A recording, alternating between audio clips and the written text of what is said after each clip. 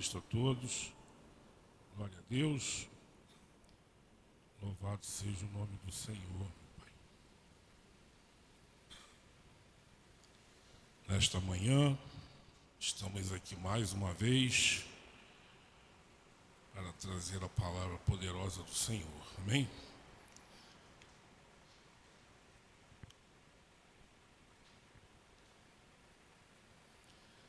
Abra a Bíblia de vocês, 1 Reis 12,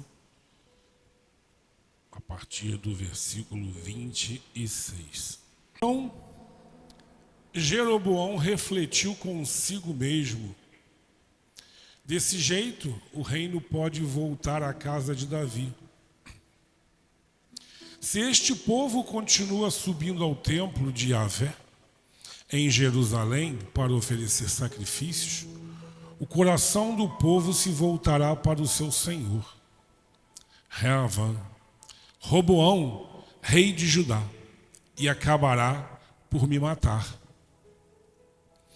Depois de ter recebido alguns conselhos, o rei fez 2 bezerros de ouro e declarou ao povo: ó Israel, já chega de subires a Jerusalém. Aqui estão teus deuses e divindades que te tiraram da terra do Egito. Erigiu um bezerro em Betel, e o outro colocou em Dan. E com esta atitude, todo o povo veio a cometer pecado, porquanto passou a ir até a cidade de Dan para adorar e cultuar aquele bezerro. Jeroboão também construiu altares idólatras e designou sacerdotes dentre o povo, apesar de não serem levitas. Jeroboão celebrou uma festa no 8º mês, no 15º dia do mês, a semelhança da qual se celebrava em Judá, e subiu ao altar. Assim fez ele em Betel, sacrificando em louvor aos bezerros que mandara construir, e estabeleceu em Betel os sacerdotes dos lugares altos que instituíra. E no dia 15 do 8º mês subiu ao altar que havia feito em Betel e ali sacrificou. Assim determinou uma festa para os israelitas, numa data que arbitrariamente escolheu segundo as intenções do seu coração, e sacrificou no altar queimando incenso. Amém? Para que você entenda um pouco melhor, nós vamos continuar depois. Deus, no final do reinado lá de Salomão, Deus tinha falado para ele: ó, eu vou tirar o reino de você, mas não vou dar teu servo, Jeroboão. E assim Deus o fez. A maior parte, 10 tribos, ficaram para o servo e apenas uma para o filho, Roboão. Só que, mesmo Jeroboão ficando com a maior parte, o povo ainda tinha costume de ir louvar e adorar a Deus na terra de Roboão, que era o filho de Salomão. E aquilo ali começou a perturbar Jeroboão, que ele falou: poxa, se o povo continuar indo para lá para cultuar ao Senhor, eles vão acabar se voltando novamente para o rei Roboão e vão querer me matar. Ou seja, ele começou a ficar com medo de perder a sua posição, perder o que ele tinha conquistado, mas não por amor às almas, não por amor ao povo, mas sim porque ele queria poder, ele queria ter o controle de tudo. E ali, como nós lemos aqui, ele começou o quê? A fazer um altar. Ele falou: eu tenho que impedir que esse povo se volte para lá. Eles vão ter que cultuar aqui, vão ter que dar um jeito. E ele começou a fazer altares não santos, ou seja, que levasse realmente o povo a cultuar ao verdadeiro Deus. Ele levantou ali bezerros, e lá no final a Bíblia diz que ele levantou sacerdotes. Mas levantou sacerdotes no meio do povo, assim, coisa que não podia. Os sacerdotes, eles tinham que ser da tribo de Levi. Mas ele saiu colocando pessoas assim para tomarem posse, como se aquela casa ali fosse realmente uma bagunça. Ou seja, ele em momento algum, ele respeitou aquela casa ali, aquele altar, como um altar verdadeiro de Deus, para que o povo verdadeiramente adorasse o verdadeiro Deus. Ele não se preocupou com o povo. E nós temos visto muito isso nas igrejas aqui. As pessoas não estão preocupadas com almas. As pessoas estão preocupadas com status, com poder. E recentemente nós vimos aí o que aconteceu com uma igreja aí. As pessoas morrem e já tem outra querendo tomar posse do local. Como se a obra de Deus fosse herança. Obra de Deus é chamado. Obra de Deus não é uma herança que passa de pai para filho e vai passando. Não é assim. Pode até ser que o filho seja chamado. Mas se ele não for, o meu filho tem que ser pastor, o meu neto tem que ser pastor, o meu bisneto. Isso aí, se for chamado. Muito bem. E ali o que aconteceu? Ele começou a levantar o altar, botou ali os bezerros e disse para o povo, ó, esse aqui é o Deus que tirou vocês do Egito. Pode cultuar ele, que esse aqui é o verdadeiro Deus. E assim o povo começou a fazer. Botou sacerdotes de qualquer maneira. Sacerdotes eram pessoas que tinham também um chamado. E ele simplesmente pegou, você quer ser sacerdote? Vem. Você quer? Vem. Sem nenhuma direção de Deus. E o que aconteceu? Vamos para o primeiro livro dos Reis, no capítulo 13. A partir do versículo 1. Primeiro Reis 13, a partir do versículo 1. E eis que um homem de Deus de Judá de Betel, por ordem de Yahvé, no momento em que Jeroboão estava de pé no altar para queimar incenso, e por determinação de Yahvé, gritou contra o altar esta condenação. Altar, altar. Assim fala Yahvé, o Senhor. Eis que na casa de Davi nascerá um filho chamado Josias, que emolará sobre ti os sacerdotes dos altares idólatras, que hoje queimam incenso aqui, e ossadas humanas serão queimadas sobre ti mesmo. Dá uma parada aí. Quando Deus viu essa bagunça que estava acontecendo, ele mandou um homem de Deus ir até o rei e falar contra aquele altar. Ele falou, ó, vai ser levantado um homem chamado Josias. Essa profecia levou uns 300 anos para acontecer. Se você olhar a história, pouco mais de 300 anos que ela foi se concretizar lá na frente. E ali ele falou, olha, vai se levantar Josias, um homem designado pelo Senhor, ele trará a salvação. E naquele exato momento, Deus envia um homem de Deus e vai lá e profetiza contra aquele rei, contra aquele altar. E o homem de Deus foi, continuando. Naquele mesmo dia, deu ele um sinal afirmando, este é o sinal de que Yahvé falou. O altar se partirá e toda a cinza que está sobre ele se derramará. Quando o rei Jeroboão ficou sabendo que o homem de Deus bradava contra o altar de Betel, estendeu a mão e exclamou, prendei-o. Entretanto, o braço que estendera contra o homem de Deus ficou paralisado como se estivesse secado, de modo que ele não conseguiu mais recolhê-lo. O que eu aprendo aqui? A primeira lição. Quando Deus te der uma direção, não tenha medo em executá-la. Porque não importa para quem você vai executar essa direção que Deus está te dando. Nada nem ninguém pode se levantar contra você. Essa é a primeira direção. Não tenha medo de executar qualquer direção que venha da parte de Deus. Não tenha medo. Porque por mais que o inimigo tente se levantar, nada vai acontecer. Porque quando você está na direção de Deus, direcionado por Deus e falando as palavras de Deus, o inimigo pode fazer o que ele quiser.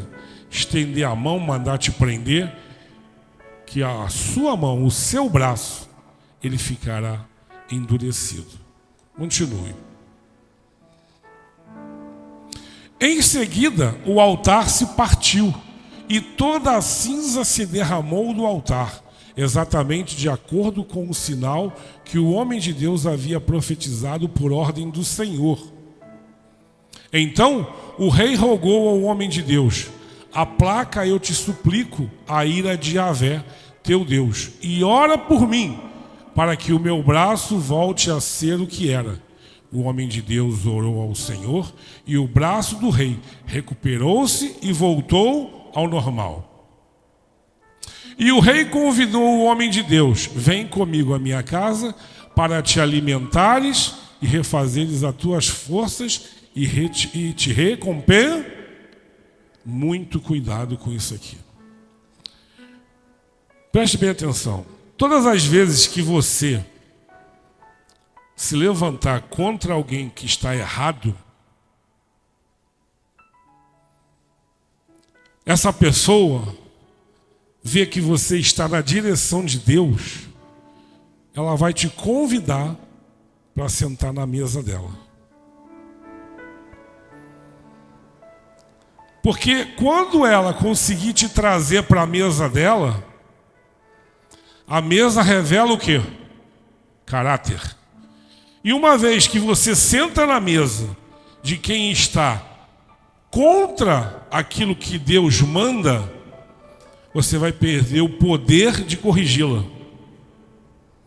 Você vai perder o poder de orientar aquela pessoa e de falar contra aquilo que ela está fazendo.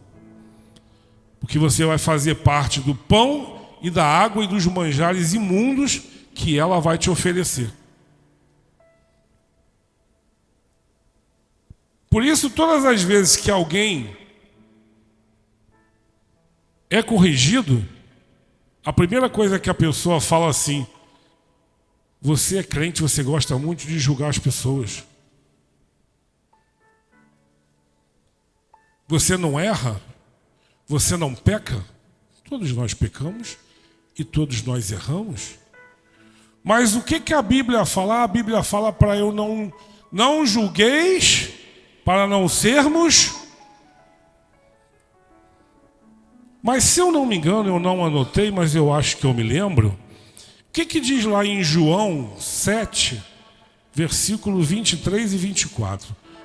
Põe para mim, Daniel, para ver se é isso mesmo. João 7, 23. Aqui, isso mesmo.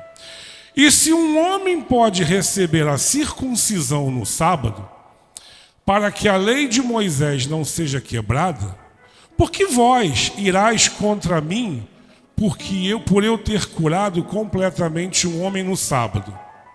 24. Não julgueis de acordo com mas decidi ou julgueis com justos. Então eu posso julgar, não posso? Desde o momento que seja com uma reta justiça. Mas eles botam na cabeça que todo crente só sabe julgar. Porque eles não querem receber a correção. E aí eles veem que você está na direção de Deus, está sendo usado por Deus, mas ele não quer abandonar o erro.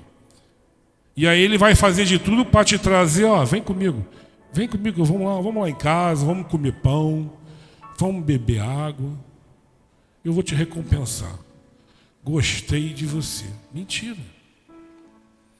Ele quer trazer você para a mesa, porque uma vez que você senta na mesa dos escarnecedores, você se tornou um. Igual a ele. E aquela moral que você tinha, aquela direção que você tinha de Deus, você perdeu. Porque você não vai mais querer julgar, ou não vai mais querer corrigir aquele que está te abraçando e está te dando do pão e da água. Ele vai falar assim, você sentou comigo agora, está querendo me corrigir?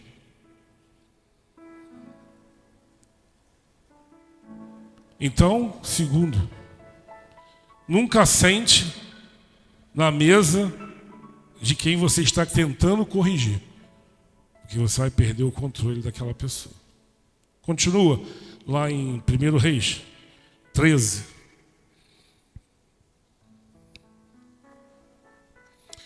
Então o rei... Não, mais para frente, né? Outro.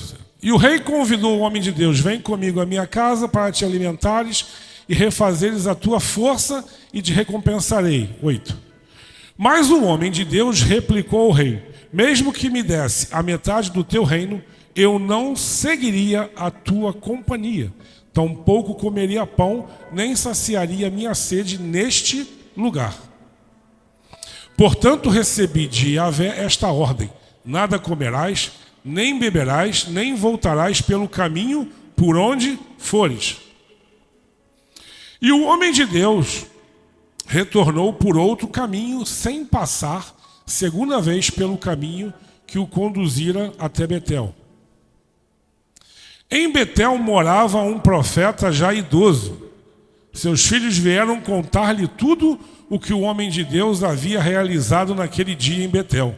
E compartilharam também as palavras que o homem de Deus havia dito ao rei. Preste bem atenção nisso aqui. Nesse mesmo lugar havia um profeta velho, profeta idoso. Onde é que ele estava? Em casa, enquanto o rei fazia o quê? Idolatria. Tentava levar o povo à perdição. Ele estava em casa. Sabe aquele membro que fica em casa, mas sabe tudo o que acontece no culto? Tem os informantes. Era esse aqui. Profeta velho. Os filhos foram lá e falaram: olha, nem te conto. Teve um homem de Deus hoje, um homem de Deus, que ele falou isso, isso e isso para o rei. Na mesma hora, o que ele fez? Se levantou. Por quê? Porque ele já não era mais usado por Deus. Ele estava na cidade dele, vendo o que estava acontecendo de errado, mas já tinha sido o quê? Comprado pelo rei. Já estava sentado na mesa do rei. Então esse já não pregava mais a palavra de Deus, mas tentava derrubar quem chegava lá para fazer. Continua. Então seu pai lhes indagou em que direção ele seguiu, e os filhos lhe mostraram o caminho que tomara o homem de Deus que viera de Judá. Solicitou o profeta a seus filhos: selai um jumento. E eles selaram o jumento, e o pai montou. Partiu em busca do homem de Deus e o encontrou sentado em um grande carvalho. E aproximou-se e perguntou-lhe: és tu o homem de Deus vindo de Judá? E ele respondeu: sim.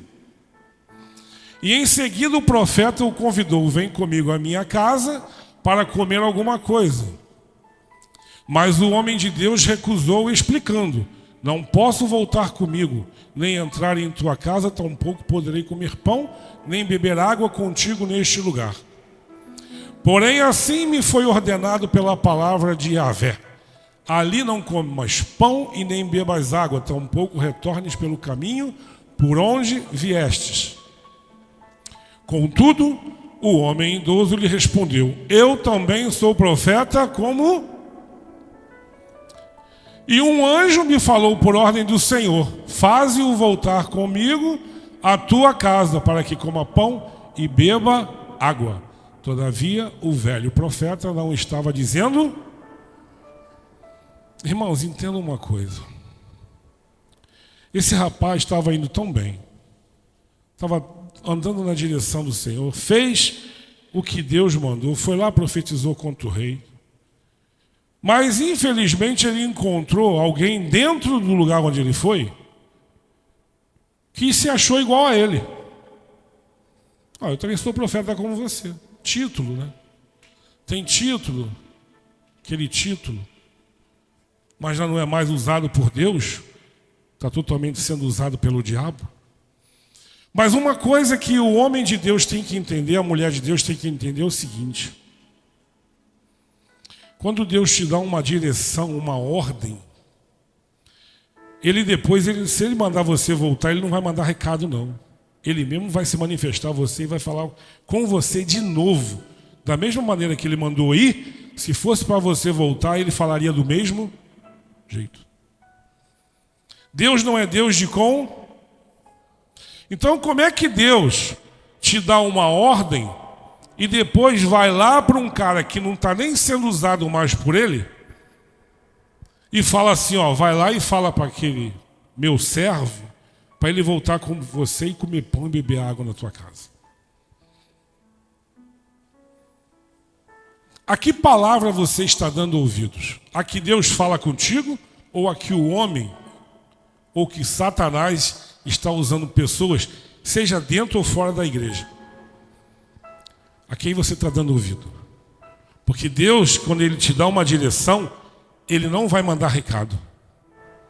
Ele vai te direcionar até o fim. Outra coisa importante. Por que que esse homem velho conseguiu alcançar o homem de Deus? Irmãos, a nossa vida é uma batalha, é uma luta. A Bíblia diz que nós temos que matar um leão por... Então eu não posso parar para descansar na sombra depois de uma vitória. Porque quando eu paro para descansar na sombra, dá tempo do inimigo te alcançar.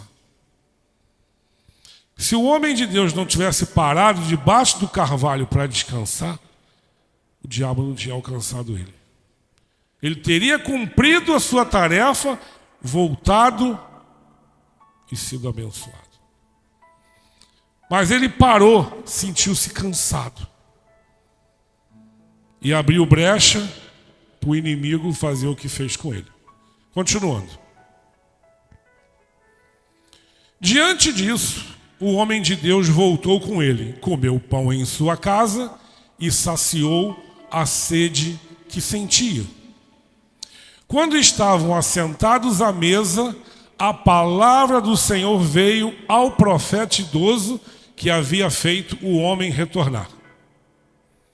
E ele clamou ao homem de Deus que tinha vindo de Judá: assim fala Yahvé, porque fostes rebelde. Dá uma paradinha aí. 1 Samuel 15, 23. Põe aí, por favor. Irmãos, você não sabe o quão pesado é essa palavra. Fostes rebelde. Portanto, a rebeldia é como o próprio pecado de... Quando você é rebelde, desobediente à palavra de Deus, é como se você estivesse fazendo um trabalho de feitiçaria. E arrogância como o mal da idolatria, porque rejeitaste as palavras de Yahvé, ele também o rejeitou como rei do seu... Volta lá para 1 Reis. Veja a importância que é você seguir corretamente o que Deus manda. Porque olha o que é rebeldia para Deus. Quem foi da macumba ou da feitiçaria aqui sabe o que é isso. Você fazer um trabalho de feitiçaria. Isso é rebeldia contra o Senhor. Porque foste rebelde à palavra de Yahvé e não cumpristes as ordens que te dera o Senhor teu Deus, mas voltastes, comestes e saciaste a tua sede no lugar sobre o qual te havia prevenido, não comerás nem beberás ali, por isso o teu cadáver não será sepultado no túmulo de teus antepassados. Assim que o homem de Deus terminou de comer e beber, o profeta idoso selou seu jumento para ele. No caminho, um leão o atacou e o matou, mas seu corpo não foi destruído. Ficou estendido no chão, ao lado do leão e do... Esse homem de Deus, ele era da tribo de quê? De Ju? Quem é o leão da tribo de Judá? Quem matou ele? Estranho, né? Um leão matar um homem, não destroçar ele, e nem o jumento que está do lado dele. Quem foi lá e tirou a própria vida dele? Foi próprio? Porque foi rebelde e foi desobediente. Só foi lá e tirou a vida dele, não destroçou ele, não matou a jumenta. Só mostrou para ele que aquilo que Deus fala, ele cumpre. Não importa se você fez algo bom aqui, se você desobedeceu ali, você está sendo rebelde. A palavra de Deus ela tem que ser cumprida e exercitada em todo o tempo. Porque senão o inimigo ele vai te atacar. Eu estou com medo do ano que vem. Eu não, porque graças a Deus eu procuro andar no caminho do Senhor. Mas muita coisa está para acontecer. E não coisas boas. Não coisas boas. Me desculpa dizer, mas eu vou falar mesmo. Não se preocupe, não se assombre se você vê pessoas morrendo no altar das igrejas. E nem se assuste se você vê uma praga maior do que a Covid vindo por aí. Porque Deus ele está de pé. Deus não vai deixar se escarnecer como está acontecendo na terra. Fazem o que querem, estão fazendo chacota com a igreja e com as coisas de Deus. Então, se você não está firme com Deus, fique. Unja a sua casa, unja tudo na sua casa, porque quem estiver com Deus vai estar beleza. Mas quem não está, pode ter certeza que ano que vem, a partir de janeiro, o negócio vai ficar estreito. Vai ficar estreito. Depois não diga que Deus não avisou, continua. Algumas pessoas que passavam por aquele caminho observavam o cadáver estendido ali, com um leão ao lado, e foram correndo e informar a todos da cidade onde o velho profeta vivia.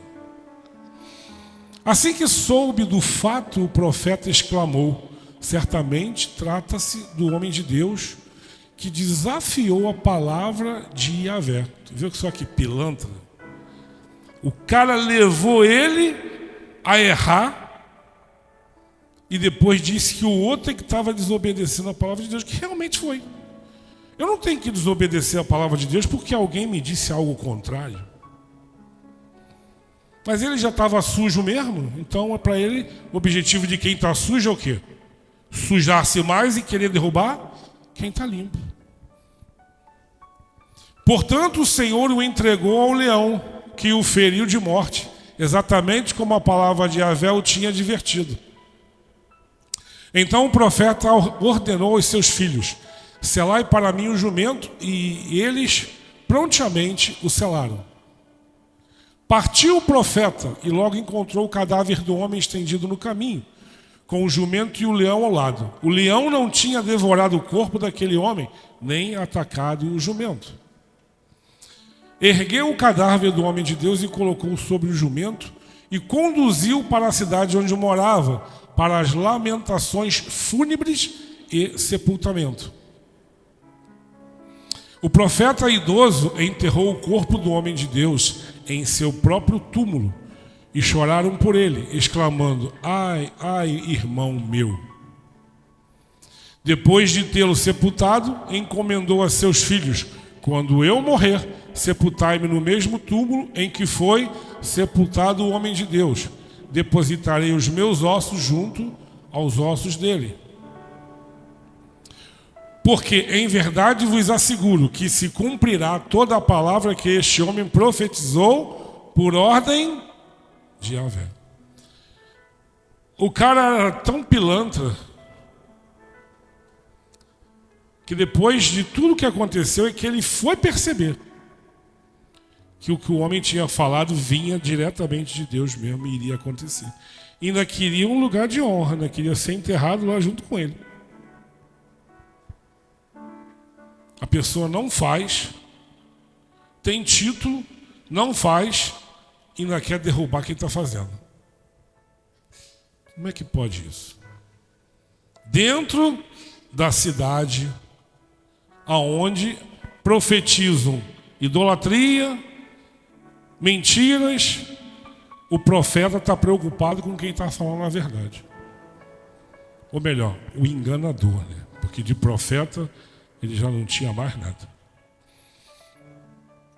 O Senhor, por ordem de Yahvé, o Senhor contra o altar de Betel e contra todos os altares idólatras da cidade de Samaria.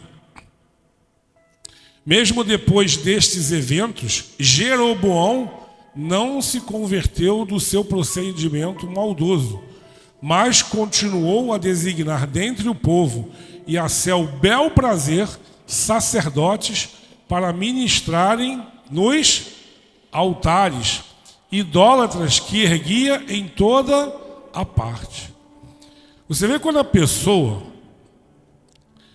ela é tão teimosa que por mais que ela veja os fatos acontecerem, ela não se dobra ao Senhor. Por mais que você mostre, fale, profetize, a pessoa, mesmo vendo, ela não se dobra ao Senhor. Depois de tudo que aconteceu, eu acho que no coração de Jeroboão ele deve ter pensado o seguinte: os meus deuses venceram o Deus desse profeta. Porque ele levantou-se contra mim e depois ele morreu. Lá no coração dele deve ter pensado: venci. Mas olha o que aconteceu. Jeroboão consagrava para estes altares todo o que tivesse a ambição de virar sacerdote. Quer ser sacerdote, filho? Oh, vem cá. Ah, não importa de onde você é, não. Vem. A obra está precisando. A obra do inferno está precisando de qualquer tipo de pessoa. Porque a obra de Deus, ela precisa dos chamados. Ela não precisa de qualquer pessoa que quer. Ah, eu quero. Não, não é quem quer. É quem é chamado. Porque às vezes aquele que pensa que quer, entra para atrapalhar. Mas aquele que é chamado por Deus, esse permanece. Porque se você souber ou entender que a obra de Deus é como uma taça de cristal, você não brincava com a obra de Deus. E nem com Deus. Uma vez quebrada, você não recupera mais. E as pessoas estão brincando. Brincando. Faz o que querem de Deus, falam o que querem de Deus, fazem Deus esperar. Ah, ele que me espere se quiser, não tem hora, não tem prazo. É a hora que eu quero e acabou. E Deus, se quiser, me espera. Se não quiser, ele vai falando com outro aí. Por isso a palavra de Deus diz: ide, pregai o evangelho a toda criatura. Quem crê e for batizado será salvo. É quem crê. E quem convence é o Espírito Santo, não é o homem. O profeta foi lá e falou: ó, vai acontecer isso. Ele mostrou, aconteceu. E o cara não acreditou. Portanto, esse foi o pecado da família de Jeroboão, que provocou a sua queda e o seu da face da terra. Não prestou, nem a descendência dele mais prestou para nada. Porque foi porque brincou com o homem de Deus, brincou com a palavra de Deus, brincou com a profecia de Deus. E ainda tinha no seu reino um mentiroso usado pelo enganador. Então, muito cuidado para quem você está emprestando os seus ouvidos. Se você está emprestando os seus ouvidos para o profeta, o homem de Deus, ou se você está emprestando o ouvido para o profeta do inferno. E tem um monte solto por aí, tentando estragar a vida e fechando igrejas. Porque estão colocando na cabeça do povo que as coisas não são bem assim, que a Bíblia já está muito ultrapassada para os dias de hoje, ela precisa de uma atualizaçãozinha, porque não dá para viver hoje conforme está escrito. Então ela tem que se adaptar. E não você se adaptar à Bíblia. Não vai nessa não, que você vai cair do cavalo. Não se deixe enganar. Está tendo um espírito enganador, enganando um monte de pessoas, achando que estão indo pelo caminho do Senhor. Estão sendo enganadas. Então, quando a Bíblia diz, ide e pregai o evangelho a toda criatura, não importa em que geração estamos, toda a criatura, desde o início até o fim, será esta palavra que vai mudar a vida de quem quiser. Quem não quiser, faça que nem Jeroboão. Estende a mão contra a palavra de Deus, para você ser exterminado da face da terra. Porque Deus, ele não quer planta seca. Ele quer planta que dê fruto. Porque é através do seu fruto, como o Vinícius aqui cansa de falar, é que outras pessoas vão se alimentar. Porque a própria árvore, ela não come do seu fruto, mas ela alimenta outros. Mas que fruto você está dando? Qual o fruto que você está dando? O fruto da obediência ou da teimosia? Lá em Coríntios fala, não deis ouvidos às más, 1 Coríntios 15, 33. O que fala? 1 Coríntios 15, não vos enganeis. As más companhias ou as más conversações corrompem os bons. Aí você é nascido na igreja, criado na igreja, aí vem um profeta velho e fala assim, ó, o Senhor falou que isso aqui não existe, isso aqui é tudo mentira. E é mesmo, né? Perdi esse tempo todo na igreja? Então vamos recuperar o tempo que eu perdi. Vamos para a gandaia. Vamos recuperar. É como o pastor falou no início. Nós estamos vivendo um mês de enganação. Um mês em qual é tudo comércio.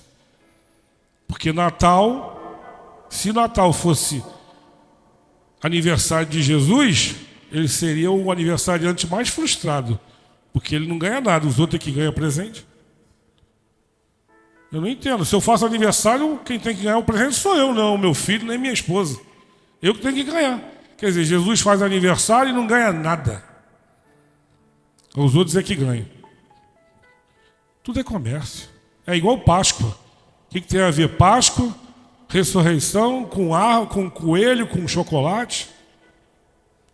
O povo é enganado, sofre por falta de... Porque, poxa, sabe que tudo é comércio.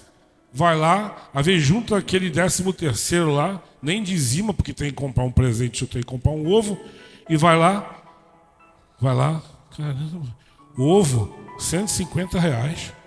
Ainda tem uma surpresa dentro. Aí quando abre tem uma jujuba. Nossa, surpresão. Gastei 150, mas tinha que ver o ovo, ó. Grandão, todo oco por dentro. Pior do que aquele Kinder Ovo, que tem uma surpresinha. Esse não tem surpresa nenhuma. Chocolate ruim que dói. Mas o povo vai lá, compra aquele ovão. Aí chega em casa, olha meu filho, o ovo todo torto por causa do calor, né? Já todo amassado, veio. Pô, vamos abrir o olho, vamos abrir a mente, vamos viver a verdade, vamos deixar de ilusão. Não deixe de ser fiel ao Senhor por causa dessas festas pagãs. Carnaval é triste até dizer, falar de carnaval dentro da igreja, mas tem crente que gosta de um sambinha, gosta de requebrar e gosta de mostrar as coisas. Está pensando que está no jardim do Éden, está botando só uma folha na frente. Hoje, pelo amor de Deus, fica difícil. E crente saindo assim. Eu me lembro quando eu estava na outra igreja, ali na Lobo Júnior, que às vezes fazia um carnaval na rua.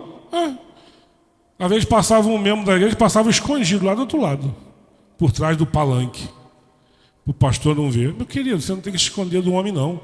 O homem não vai fazer nada de você, ele vai rir. Quem tem que se preocupar é com Deus, que está te vendo lá, torcendo lá para o bicho ruim lá, para o profeta velho. Está obedecendo o profeta velho. Então preste muita atenção, irmãos. Eu quis trazer essa palavra aqui porque eu tenho visto que muito disso aqui tem acontecido dentro das igrejas. As igrejas, elas querem segurar as pessoas de todas as maneiras, mas conforme ele fez, montando bezerro, dando alguma coisa para a pessoa se prender, alguma coisa palpável. E entenda que Deus é que faz o milagre, Deus é que opera a cura, Deus é que opera as maravilhas na nossa vida. Não é uma caneta, um tijolo, uma vassoura, nada disso. Nada disso. Então, vamos entender que o que tem que prender você na igreja é o Espírito. Se não for por ele, não venha. Porque você vai perder tempo. A igreja é a palavra. Se não for pela palavra, não vai ser por outro meio. Porque não existe outro meio que tenha o poder que a palavra tem. Então, por gentileza, eu peço aos irmãos que puderem. Eu não sei se aqui na igreja tem aqueles vidrinhos de óleo, mas eu vou trazer um óleo, vou deixar o óleo, um azeite aqui consagrando 7 dias. Depois nós vamos dar o óleo para vocês ungir a casa de vocês, para começar o ano com a casa abençoada. Amém? Eu vou trazer o azeite, vou ver se lá em cima tem os frasquinhos, não sei. Tem, pastor? Tem? Se não tiver, a gente vai encher. Eu mesmo vou fazer isso. Vou trazer o azeite, vou deixar ele aqui consagrando e vou dar um para cada um ungir. Isso para quem quiser e quem acredita.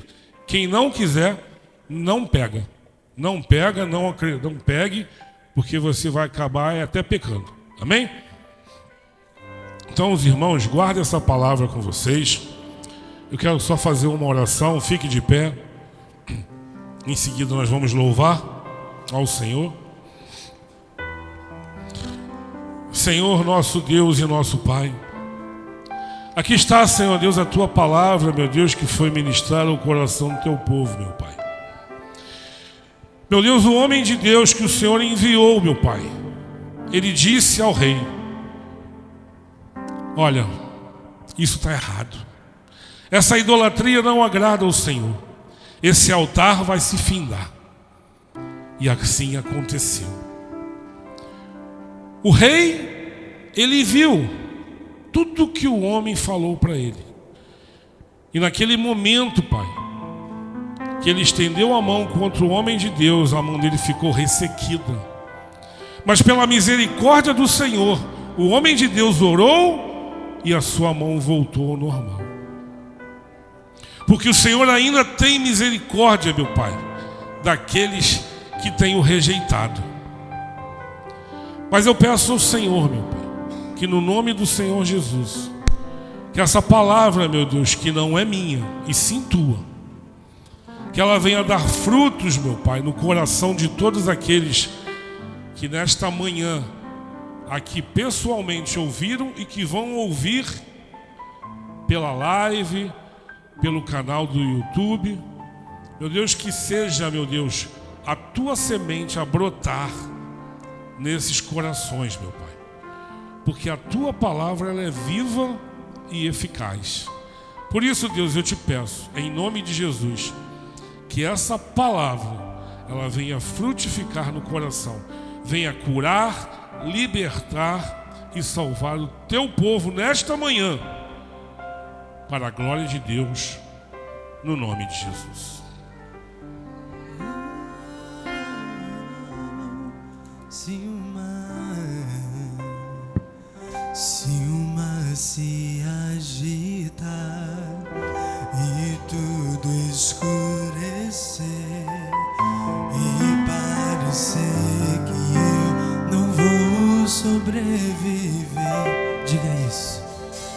Se o meu coração sentir que é o fim, eu vou manter meus olhos firmes no Senhor. Circunstâncias não alteram as promessas do Senhor. Tudo contribui para o meu bem. Céus e terras vão passar, mas o meu Deus não falhará. Seu amor brilhará e sempre cuidará de mim. Nada temerei. Eu sei que não estou sozinho. O Todo-Poderoso é meu amigo. Sua voz acalma o mar, faz milagre acontecer. Posso crer e descansar em Deus. Não